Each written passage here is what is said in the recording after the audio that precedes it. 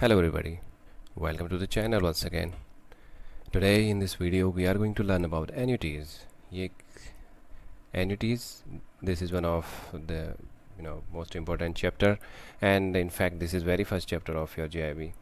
तो आज हम एन्यूटीज़ शुरू करेंगे. एन्यूटीज़ एक काफ़ी इम्पोर्टेंट चैप्टर है जीआईबी में, एंड जीआईबी का पहला चैप्टर है ये. अगर हम एएफबी की बात करें तो एएफबी का पहला चैप्टर है. तो आज इसमें हम देखेंगे कि एन्यूटीज़ क्या होती हैं और एन्यूटीज़ कितने टाइप की होती हैं और एन्यूटीज़ के कुछ क्वेश्चंस करेंगे. We will start today. This is going to be a series and this is the first video of this annuity series. So let's start learning the basic thing. What are annuities? Annuities क्या होती हैं? Annuities are a series of fixed payment. All right, series of fixed payment paid a specific frequency over the course of fixed time. So I summarize the definition here. An annuity, when you call a number an annuity, when it's like a fixed payment for a fixed period and for a fixed frequency, like yearly, half yearly, quarterly, monthly. तो annuities क्या होती है? अगर इसको normally समझें तो ये एक फिक्स पेमेंट होता है. ठीक है, फिक्स पेमेंट, कोई एक अमाउंट, कोई भी एक अमाउंट जो एक फिक्स होगा. आपकी जो ईएमआई है वो भी पार्ट का है, वो भी एन्यूटी का पार्ट होती है. हमें आरडीज़ खोलते हैं वो एन्यूटी का पार्ट होती है. पेंशन मिलती है लोगों को, that is also part of annuity, fix pension. All right. तो एन्यूटीज़ क्या है? एक फ़िक्स पेमेंट है और जो एक फ़िक्स पीरियड के लिए मिलती है. आपको मालूम है कितने टाइम के लिए ईएमआई है, कितने मीन्स साल के लिए, कितने महीनों के लिए आपने आरडी खोली, एंड दैट्स ऑल. ये फ़िक्स पीरियड के लिए है और इसकी फ़िक्स फ्रीक्वेंसी होती है. फ्रीक्वेंसी मीन्स कि एन्यूटी कैसे मिल रही है आपको. एन्यूटी आपको मंथली बेसिस पे मिल रही है, या मंथली बेसिस पे आप एन्यूटी पे कर रहे हैं. ठीक है, या सपोज आरडी आपने ओपन करी, एक रिकरिंग डिपॉजिट आपने ओपन करा किसी बैंक में मंथली बेसिस पे. तो अगर 100 रुपीज़ का आपने किया, इसका मतलब हर महीने आप 100 रुपीज़ डिपॉजिट करेंगे.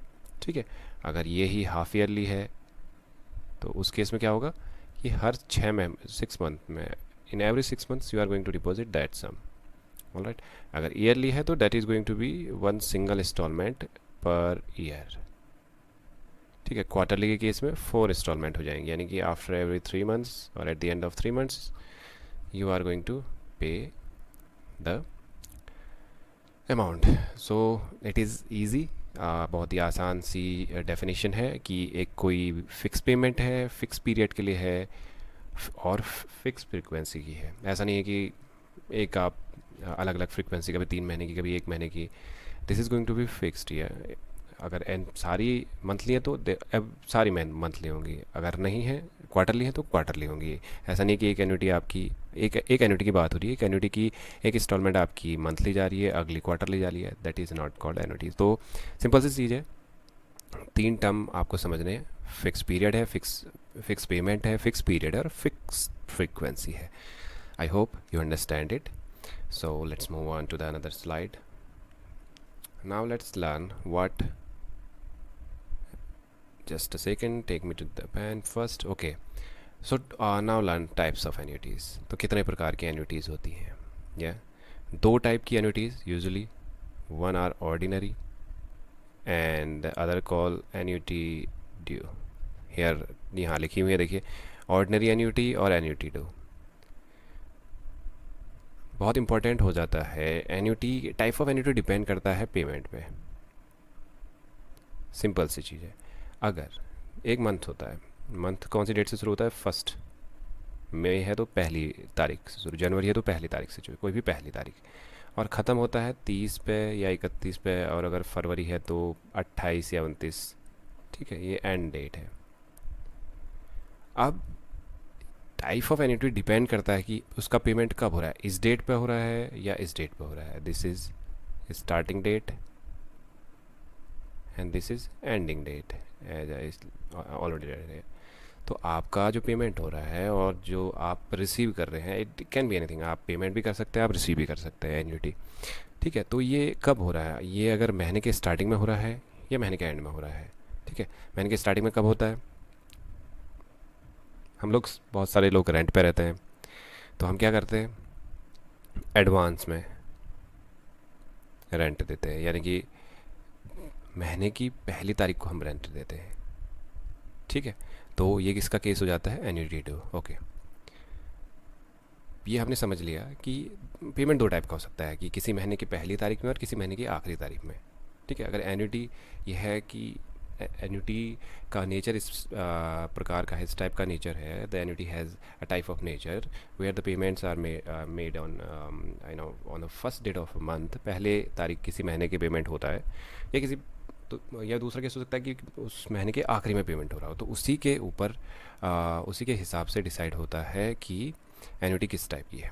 सो I hope you understand this thing here, and now we move on to types of annuities.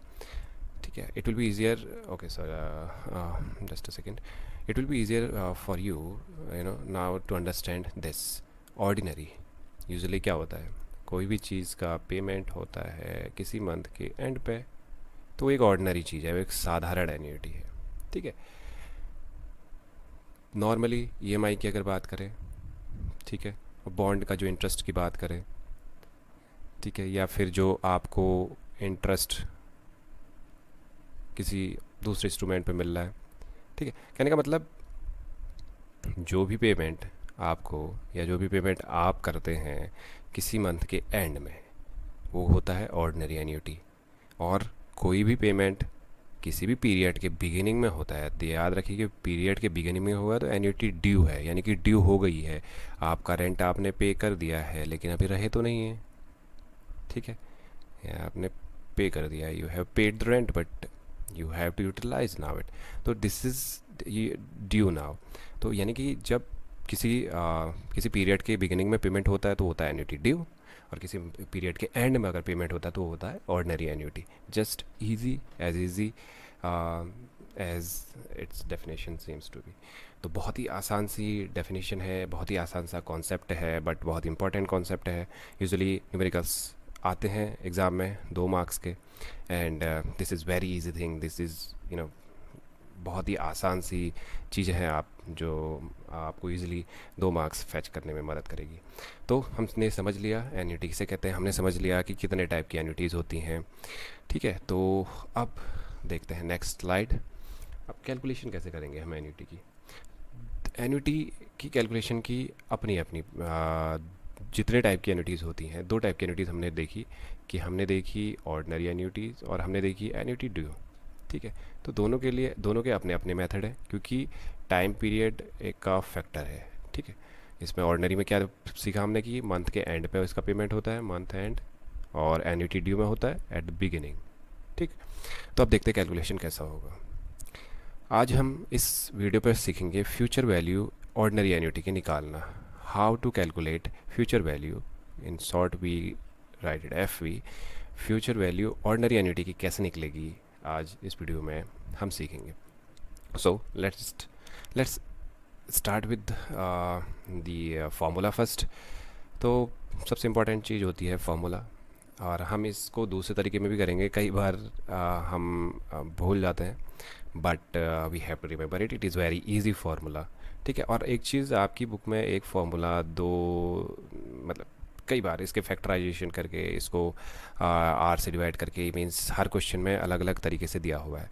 So all you have to remember just one thing, अगर आपने एक फार्मूला याद कर लिया, this is future value of ordinary annuity and here is the formula, आप बस इसको याद करिए, एक पर्टिकुलर फार्मूला याद करिए और उसके हिसाब से प्रैक्टिस करिए, otherwise you definitely going to be confused. जिस हिसाब से बुक्स में हर क्वेश्चन आप देखेंगे अलग अलग फार्मूला सेम फार्मूला है, बट उसको अलग तरीके से रिप्रेजेंट किया गया है। सो कन्फ्यूजन नहीं करना है चीज़ों में, और सिंपली एक फार्मूले को लेके चलना है और उसी से अपने क्वेश्चन सॉल्व करने हैं। तो फार्मूले में सीधे सीधे दिया हुआ है फ्यूचर वैल्यू, मैं लिख भी लेता हूँ यहाँ पे, हालांकि दिया हुआ है future value is equal to C. C क्या है, कैश फ्लो क्या होता है, जो अमाउंट मिल रहा है कैश, या तो हमने एक वीडियो में सीखा था कि कैश इनफ्लो कैश आउटफ्लो दो टाइप से हो सकता है।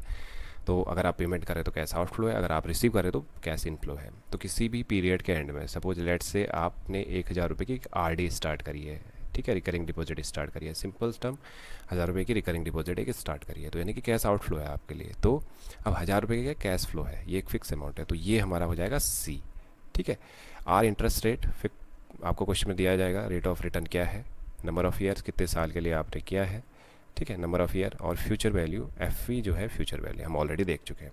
सो सिंपल सा फॉर्मूला, आपका जो आपका जो कैश फ्लो है यानी कि सी है, उसको जब हम मल्टीप्लाई करेंगे किससे, 1 + r⁻n−1/r, ठीक है।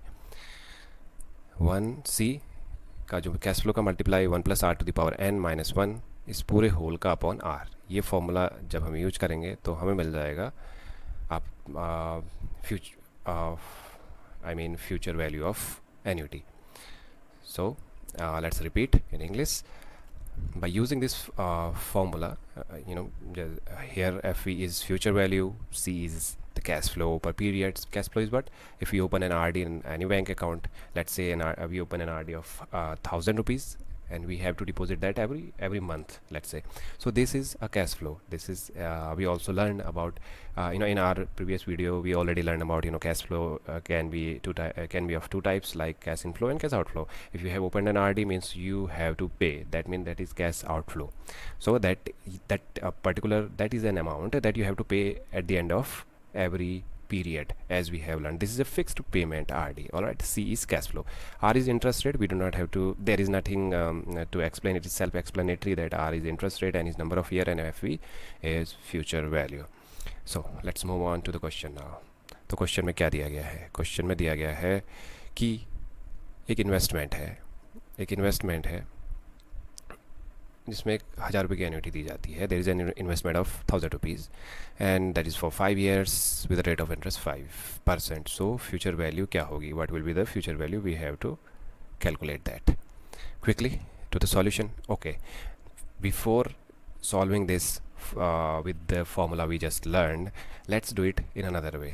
Actually what happening we will learn from this table, जो हो क्या रहा है हम इस टेबल से देखेंगे, ठीक है। एंड अगर आप ये कॉन्सेप्ट समझ गए तो कई बार होता है कि क्योंकि बहुत सारे फार्मूलाज हैं आपकी बुक में, कई बार कन्फ्यूजन होता है, आपको पता नहीं होता है कौन सा फार्मूला यूज़ करें, तो this is very easy way to understand it. Cash flow देखते हैं। आपने 1,000 रुपीज़ की एक RD थी जो 5 साल के लिए खोली थी, ठीक है।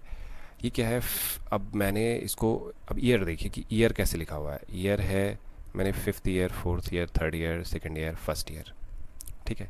फ्यूचर वैल्यू की बात करिए तो फ्यूचर से हम प्रेजेंट में आ रहे हैं, ठीक है, फ्यूचर से प्रेजेंट में आ रहे हैं। लुक एट दिस, फ्यूचर से प्रेजेंट में आ रहे हैं।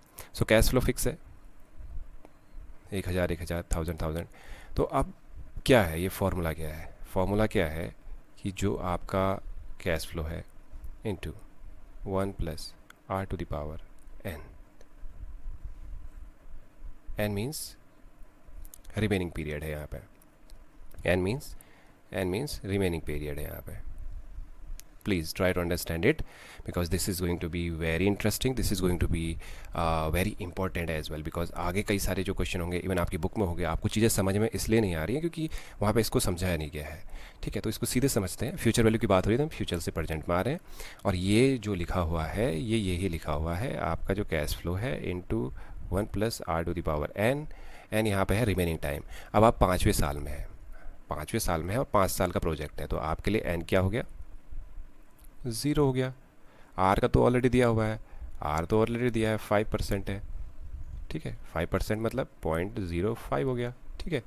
जब 1 से प्लस करेंगे तो 1.05 हो गया, तो यहाँ पे n 0 है। अगर जब इसको कैलकुलेट करेंगे किसी की पावर 0 होती है तो आंसर क्या होता है, 1 होता है, तो 100 × 1 100 आ जाएगा। सेम केस अब चौथे साल में, हम चौथे साल में है तो कितना टाइम बच गया इन्वेस्टमेंट के लिए, 5 साल का इन्वेस्टमेंट है, चौथे साल में है, तो it is a investment of 5 years, we are in the 4th year, then the remaining year is 1, 1 साल बचा। तो इस फॉर्मूले के हिसाब से हमने n की वैल्यू 1 रखी, तो इसको जब सॉल्व करेंगे तो वैल्यू आई 1050। सेम केस अब हम 3rd ईयर में है, we are in the 3rd year, how many remaining period left, तो कितना रिमेनिंग पीरियड रह गया, तो वो रह गया 2 साल। तीसरे साल में यानी कि चौथा और पाँचवा 2 साल रह गए, तो एन की जगह 2 लेंगे और हमारा सॉल्यूशन। इसी तरीके से दूसरे साल में 3 साल आ जाएंगे, ये आपका सॉल्यूशन आ जाएगा, और चौथे साल में 1 साल, और ये आपका वीडियो आ जाएगा। अब इसकी जो वैल्यूज़ आई हैं इनको आप टोटल करेंगे तो ये आपका हो जाएगा टोटल फ्यूचर वैल्यू। आप आज की डेट में इन्वेस्टमेंट कर रहे हैं 1,000 रुपये का 5% पे, तो 5 साल के बाद आपकी जो वैल्यू होगी वो होगी ये 5525.64। ठीक। आई hope you understand this table. This is a detail one, and आगे की वीडियो में हम थोड़ा सा फास्ट जाएंगे, तो प्लीज़ अगर आपको समझ में नहीं आए तो पॉज करिए और उसके बाद समझिए। So let's move on to the traditional one जो था दिस इज़ द फार्मूला के हिसाब से अगर हम चीज़ें करें तो बहुत ही आसान सी हैं। सबसे पहले हमें देखना चाहिए कि हमें क्या क्या दिया गया है। कोई भी क्वेश्चन होता है, मैं हर वीडियो में आपसे एक चीज़ हमेशा बोलता हूँ कि कोई भी क्वेश्चन हो तो सबसे पहले उसमें देखिए कि उस क्वेश्चन में क्या क्या दिया हुआ है, क्या क्या दिया हुआ है और क्या क्या आपको निकालना है। ठीक है। इससे क्या होता है कि ऑर्गेनाइज हो जाती हैं चीज़ें कि ये चीज़ें हैं, आपको इन चीज़ों को कैसे आपस में मिक्स करना है, रिलेट करना है आपके आंसर को लेने के लिए। This is a simple question, so ज़्यादा कुछ है नहीं। Formula we have already discussed. Cash flow C already दिया गया है 1,000, आर 5%, पीरियड है 5 साल के लिए। तो सिंपल सा आर की वैल्यू आ जाएगी यहाँ पे 0.05, जैसा कि हम लास्ट टाइम डिस्कस कर चुके हैं, और n इज़ इक्वल टू 5 है। तो सब कुछ दिया हुआ है, सीधे सीधे फार्मूला में पुट करना है तो फार्मूला में पुट करेंगे। तो c ये आ जाएगा 1000 इंटू 1 प्लस आर, 1 प्लस 0.05 इसकी power 5 minus 1 upon 0.05। Okay, let me do this in my calculator यार, और यहाँ पे आ जाएगा आपका 5.53। इस पूरे को सॉल्व करने के बाद तो आपका आंसर आ जाएगा 55, एटलीस्ट यहाँ पे 2 तक लिया है तो 5530 कह सकते हैं। So this is more accurate way of doing is 5525, this is more accurate. ठीक है, और ये हमने किया दूसरे मेथड से। So this is it for this video. Let's a quick recap. हमने देखा एन्युटी क्या होती है, कितने टाइप की एन्युटीज़ होती हैं, और फ्यूचर वैल्यू ऑर्डिनरी एन्युटी की कैसे निकाली जाती है। हमने फॉर्मूले से देखा और हमने ये बेसिक कॉन्सेप्ट एक टेबल से देखा, and we got the answer. So this is it for this video. Thank you for bearing till now, and I hope you got something from this video, and I wish good luck for your preparation. Yes, have a great day.